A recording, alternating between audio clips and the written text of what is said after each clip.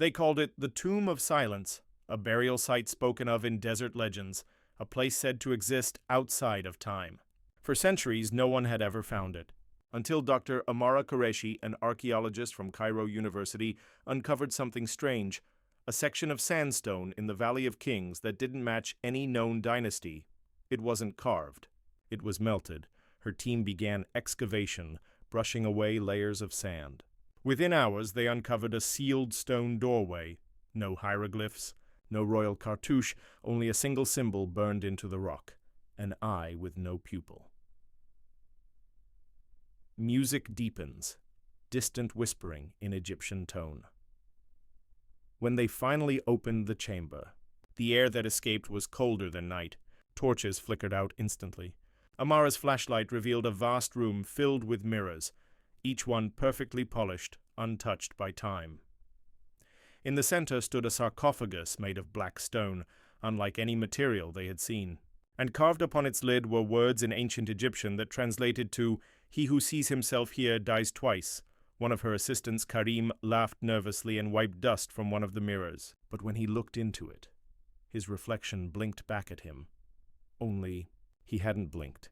He stumbled backward, eyes wide, whispering, It smiled at me." Moments later, his flashlight shattered, and the beam danced wildly, illuminating shapes moving inside the mirrors.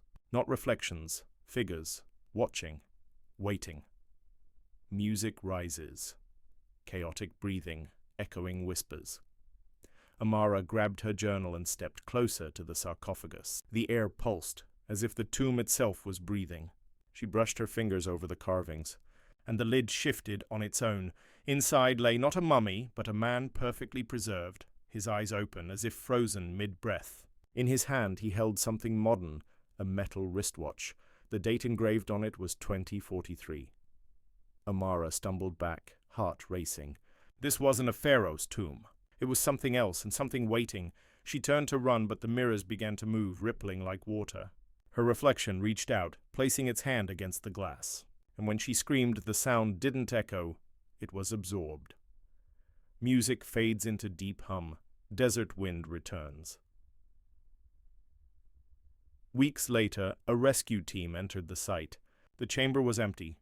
No bodies, no journals, only a camera lying in the sand. The final frame showed Amara's face in the mirror.